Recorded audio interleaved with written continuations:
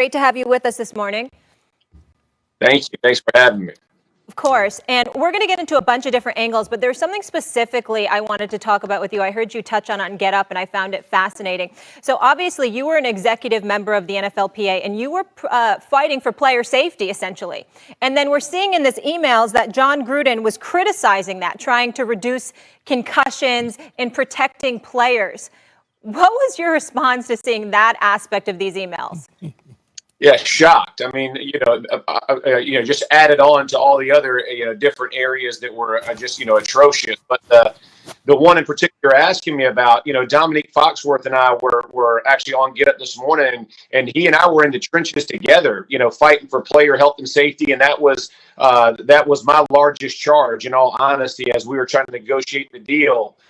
And that someone who makes his livelihood on the backs of players and the success of players, and that you wouldn't care about the health and safety and the long-term effects after you knew that we had been lied to and information was kept from us for that many years.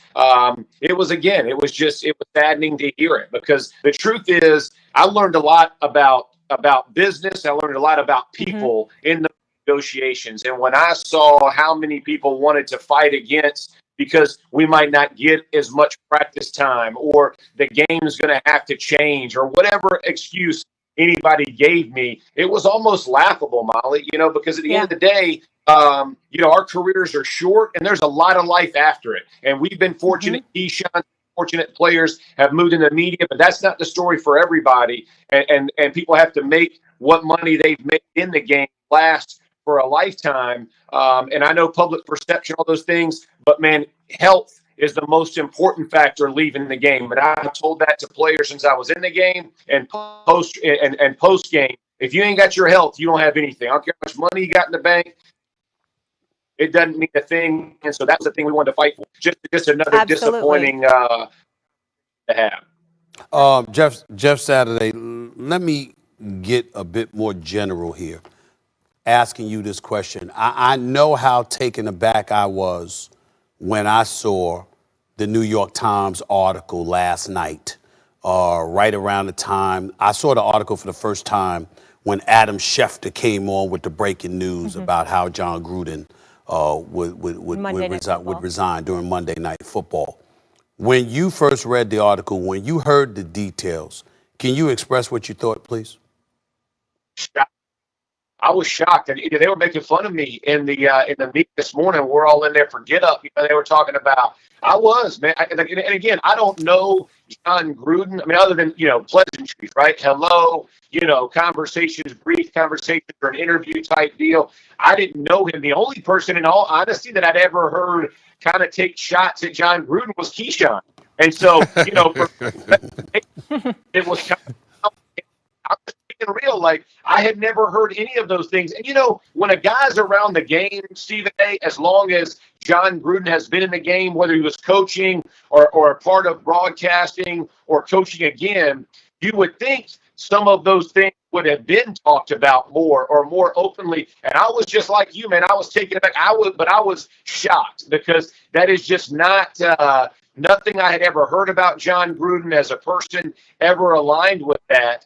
And so I was like you. I was astounded by the information and taken aback and again, appalled like everybody else. But the shock is what hit me first, just because, again, this guy's face has been attached to the NFL for so many years. The little Chucky face. I mean, think of all the fun that people have had at his expense, for the intensity that he's had for our game. So I was surprised as well. No, you know what, Jeff? You're right as far as knowing some of the things that's in those emails. That it took me by surprise.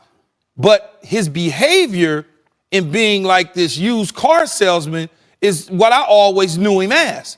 You say as a face of the game, the Chucky, all that. He played into that character in that role. That was who Jon was. And so when I look back at my playing days with him, or even after my playing days, I certainly saw a guy that was not true to his core values, that he was something different. I just didn't know that the different would be what he described in those emails. That's what I did not know.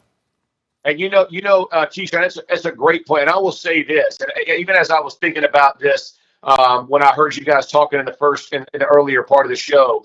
I was fortunate. Like I had Jim Moore as my first coach. I had Tony Dungy, and then I had Jim Caldwell, all with the Colts organization. That's the majority. I had 1 year in Green Bay with Mike McCarthy, but who those coaches were was who they were, right? I mean, just my experience in the locker room, I had never seen kind of what you're describing, Keyshawn. Like what those guys, you may like agree or disagree with them, but when you stood there, they stood for what they believed, their convictions and those kind of things. So I never saw, kind of that duplicity that you say you saw there, because my experience was just different with the men that I played for. Yes. Of course. I mean, Tony Dungy, talk about salt of the earth. Stephen A., I want to come to you on this one. Do you think the NFL has a culture problem? Hell yes, I do. I don't think there's any question about that. And I think, unfortunately, this is evidence of that. Let me be very, very clear. And I'm so glad that Keyshawn and Jeff are here when I say this. This is a grenade that has been dropped on the NFL. And an implosion is about to take place. Because understand that what Jon Gruden did. Jon Gruden, again, offended blacks, offended the gay community, offended women. When you look at it from that perspective, okay, and then you take into account the things that have been said about the NFL, particularly at a time where you have to juxtapose that to the NBA. Understand what the NBA is. The NBA has successfully gone about the business of being a global brand. The NBA has been proactive and is known for being proactive in a lot of it. It's not reactionary. They are proactive. And so as a result, when you got guys that don't get to hide behind helmets and shoulder pads and what have you, right? Or owners that don't get to hide behind the commissioner, because even though you'll hear Adam Silver speaking 9 times out of 10, you're going to see the owner speaking. Mark Cuban in Dallas gets into the situation. Mark Cuban's on the air. OK, it doesn't matter who it is. So when you look at it from that perspective and you understand what the NBA has shown you in terms of being proactive in addressing and attacking issues with fervor and assisting with the players and appearing more, significantly more, as a partnership than the NFL does. And then you juxtapose that to the NFL, which has a hard salary cap. You got owners, 90% of them you don't see, you don't even know, okay? They use the commissioner to be out front and center, where they barely give a quote, outside of Jerry Jones, of course, and Robert Kraft. Outside of them, you don't really see owners talking. It's really just Roger Goodell. Now you get into the issue of diversity or lack thereof. There's no minority representation in ownership with the NFL, with the exception of Shad Khan, who's from Pakistan, if I remember correctly. And so as a result of that, when you take that into consideration, and then you see Jon Gruden, it reeks of good old boys club. Well, it's white privilege. It reeks of white privilege. Absolutely. Because and this is what's so painful about it. You look at the emails that they've discovered about Jon Gruden. It's almost like you seem to have a problem with anything that ain't white. I mean, I'm not saying it literally, but that's how it looks. You got problems with blacks. You got problems with the community. I mean, the transgender, everything. You just listen or you read these emails and you're like, damn. And then you're calling the commissioner the P word. You're calling a Democratic vice president the P word. You're just throwing it all out there, okay? I mean, it just reeks of white. But is it an NFL problem, or is it well, that's why I said it's a grenade that's a part. Is it a grenade that's been brought, and no, it's going to implode? It's not limited to the NFL. It's the United States. Well, that's why I always said, Jeff, that Coach Gruden was just a bad person.